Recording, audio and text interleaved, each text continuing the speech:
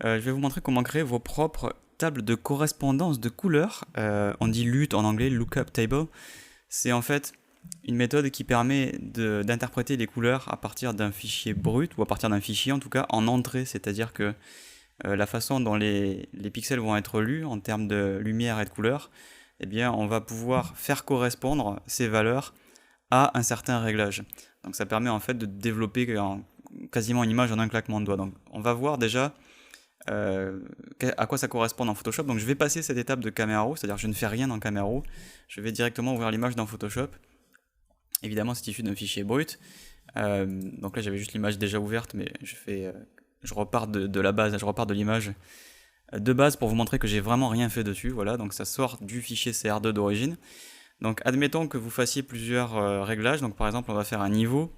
Donc ce qu'on va faire sur niveau, c'est qu'on va resserrer un peu les tons clairs et on va créer un peu de contraste en resserrant aussi les noirs.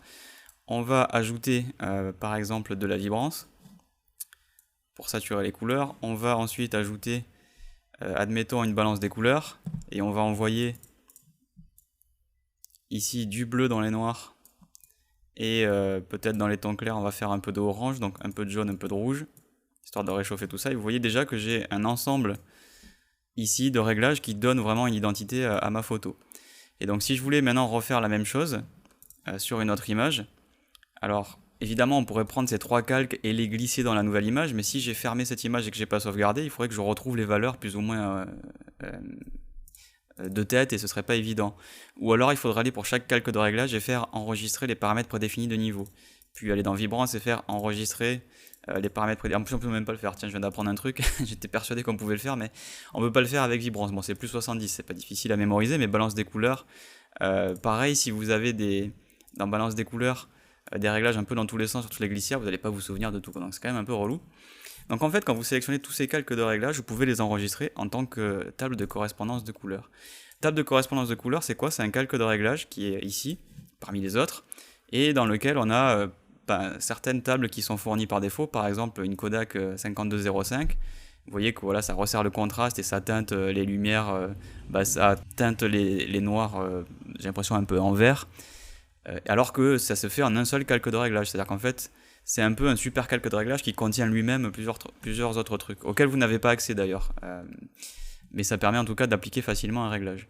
Donc comment on peut les créer ces trucs-là? Là, il y en a quelques-unes qui sont fournies, mais comment on peut les créer? Donc on a un bouton charger ici, donc la preuve c'est qu'on doit pouvoir en charger. Vous pouvez en trouver sur le net, ça s'achète d'ailleurs, ça se donne aussi évidemment, il y en a plein qui proposent ça gratos, pour émuler par exemple des pellicules. Ou d'autres appareils argentiques notamment, c'est plutôt fait pour ça en général, même si ça sert aussi et surtout dans l'industrie du cinéma ou en tout cas de la projection à bien faire correspondre les propriétés d'un périphérique pour être sûr que l'image qu'on va travailler elle va s'afficher correctement sur le périphérique en question, en général un projecteur quoi. Donc nous ça ne nous intéresse pas de travailler par périphérique, on va juste parler purement d'interprétation du fichier pour lui donner un look. Donc comment je fais une table de correspondance de couleurs? Donc en fait je prends mes trois calques de réglage ici et je vais aller dans fichier, puis je vais aller dans exportation et je vais aller ici, vous voyez, table de correspondance de couleurs. Donc on va pouvoir donner une description, donc on va faire look underscore vintage underscore 1, copyright vous pouvez mettre si ça vous branche votre nom, je vais mettre mon site par exemple, et on va dire que je vais faire un fichier .cube. Donc ça peut se fournir en fichier en format 3DL aussi, d'ailleurs Photoshop est compatible en 3DL et on peut évidemment sortir un profil ICC. Donc moi ça m'intéresse c'est de faire du .cube, pourquoi? Parce que Camera Raw est compatible avec ce type de fichier.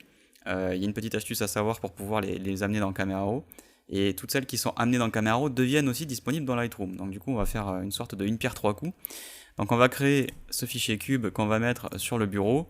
Alors vous voyez qu'il porte un nom .lut, mais vous inquiétez pas, ça va bien faire un .cube. Donc on va l'appeler look underscore vintage underscore 1 et on va cliquer sur enregistrer. Donc maintenant je peux effacer mes trois calques de réglage, ou en tout cas on va dire on va les cacher, et on va aller dans correspondance de couleurs, voilà, charger 3D lut ici, et on va chercher look vintage 1.cube et on clique sur ouvrir et boum, vous voyez que en un clic, j'ai récupéré ce que j'avais fait. Voilà, on a strictement la même chose, sauf qu'au lieu d'avoir plein de calques de réglage différents, on l'a sur un seul et ça le fait voilà, c'est sous forme de table de correspondance de couleurs. Donc en gros, ça permet d'unifier les choses entre plusieurs shoots assez facilement sans avoir à recréer les morceaux et de se souvenir des réglages. Bon, ça c'est cool. Je vais pas fermer, je vais laisser ouvert. Et donc maintenant, admettons que vous vouliez avoir la même chose dans Camera Raw, parce que Camera Raw supporte maintenant depuis peu les profils en entrée. Donc il y en a quelques-uns qui sont fournis de base et accessibles facilement comme Adobe Couleur, éclatant, paysage, etc. On peut ici afficher les vignettes et on voit que donc on a ce dont je viens de parler, mais on a aussi d'autres familles et là-dedans on peut rajouter sa propre famille, son propre groupe de tables de correspondance de couleurs. On n'est pas obligé de se cantonner à ce truc-là. Bon, bah, du coup comment on fait? Alors en fait, il faut aller dans les paramètres prédéfinis. Et vous savez que quand vous cliquez là, vous avez tous les paramètres prédéfinis, tous les paramètres qui peuvent être enregistrés sous forme d'un preset en gros. Mais si vous appuyez sur Alt en même temps que vous allez dans le nouveau paramètre prédéfini, vous passez sur une toute autre fenêtre, le truc qui n'a strictement rien à voir. C'est d'ailleurs assez dingue que ce soit si peu documenté. Il n'y a rien qui dit que si on fait ça, ça va créer une table de correspondance de couleurs. Mais bref, donc déjà ça veut dire que vous pouvez créer une table de correspondance de couleurs dans Camera Raw qui prend ces réglages-là. Pas tous, ils sont pas tous compatibles, mais ces réglages-là, c'est-à-dire ceux que j'aurais déjà fait, moi j'ai rien fait, donc évidemment ici il n'y a rien à cocher, mais je pourrais utiliser des réglages déjà existants, et en plus de ça, on peut coller par-dessus donc un fichier .cube. Donc moi si je vais rien prendre de ce que j'ai fait dans Camera Raw, je vais juste accoler mon fichier .cube, et je vais le nommer look, donc underscore vintage underscore 1. Et on va cliquer. Donc on peut le faire sur un profil peut-être un peu plus large que sRGB, on va le dire de le faire sur du Adobe RGB.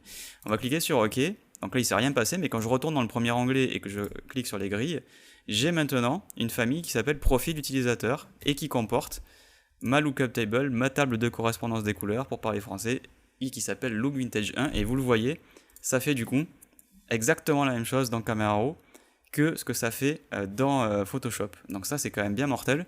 Ça veut dire qu'un réglage que j'ai fait dans Photoshop, alors évidemment tous les calques de réglage ne sont pas compatibles, mais ça vous permet de retrouver l'essentiel, à savoir les niveaux, la vibrance, balance des couleurs, etc. Donc ça c'est avec ça que essentiellement que vous allez faire le look de vos images. Donc en gros vous pouvez vous créer, grâce à cette fonction de Photoshop, une bibliothèque de tables de correspondance de couleurs, de pré-réglages, mais d'une manière plus intelligente, parce que ces pré-réglages ne vont pas modifier les réglages de Camera Raw, ils vont juste servir d'interprétation en entrée. Et maintenant, à partir de ça, je peux, si je le décide, vous voyez, diminuer un peu les tons clairs parce qu'il y a un peu de pixels écreutés. Et c'est plus intelligent de faire comme ça parce que du coup, je ne fais dans Camera Raw que des étapes de correction et j'ai pas les réglages de style qui viennent se piétiner avec les réglages de correction. Ce qui fait qu'on part d'une base saine, uniforme pour un ensemble de photos. C'est évidemment encore plus utile si vous travaillez sur des séries de photos dont vous voulez uniformiser le look. Mais ça permet du coup de se concentrer sur des réglages de correction, sachant que la base est déjà là. Par exemple, ce qu'on peut faire, on va prendre une autre image, donc si je vais peut-être dézoomer, c'est un peu violent, hop, voilà. Donc admettons, on prend cette photo, clic droit, ouvrir dans Camera Raw, et maintenant, boum, je vais chercher profil utilisateur, tac, et je charge cette image. Du coup, je vois que j'ai un peu écreuté ici, donc on peut récupérer un peu des tons clairs, et vous vous dites, bon, si ça tire peut-être un petit peu vers le orange sur cette photo, c'est parce que évidemment la balance des blancs était peut-être un peu différente sur cette image, donc on peut, avec température et teinte, venir un peu compenser ce que la balance des couleurs qui était à l'origine dans mon point cube est en train de faire ici. C'est vrai que c'est peut-être un petit peu rose, mais au moins je récupère d'un coup tous les réglages que j'ai fait. Donc après, à vous de voir comment vous voulez utiliser ça, mais c'est quand même super utile de pouvoir travailler dans Photoshop pour faire ces looks et ensuite les amener, vous voyez, directement dans Camera Raw. Sachant que maintenant que ce truc-là, il est dans Camera Raw, si je raconte pas de bêtises, si mes souvenirs sont bons, maintenant dans Lightroom, ils vont être aussi disponibles. C'est-à-dire que tous les trucs que vous rajoutez ici dans Camera Raw se retrouvent automatiquement catapultés dans Lightroom classique. Donc ça, c'est quand même plutôt cool. Ça veut dire que vous pouvez vraiment uniformiser en quelques clics seulement l'ensemble de vos développements en rendant disponibles les réglages dans Photoshop, Camera Raw et Lightroom. Alors pour les rendre disponibles dans Photoshop, il suffit de stocker ces fichiers cubes quelque part. Du coup, si vous êtes abonné au Creative Cloud, je vous conseille de les stocker sur l'espace du cloud. Ça peut être sur Google Drive, ça peut être sur Dropbox, mais si vous êtes abonné au Creative Cloud, de toute façon vous devez l'être parce que cette fonction elle est assez récente dans Photoshop. Donc si vous êtes sur Photoshop CS6 et que vous n'avez pas l'abonnement, de toute façon vous ne pourrez pas faire ça. Vous aurez la correspondance de couleurs dans Photoshop CS6, mais vous n'aurez pas la possibilité d'exporter des calques de réglage pour en faire des tables de correspondance de couleurs. Donc du coup, voilà, vous pouvez les partager facilement en utilisant un service de cloud, que ce soit celui d'Adobe ou un autre. Voilà ce que je voulais vous dire pour la table de correspondance de couleurs, que ce soit dans Photoshop, dans Camera Raw ou dans Lightroom. J'espère que évidemment ça vous sera très utile et que vous ferez plein d'effets créatifs avec.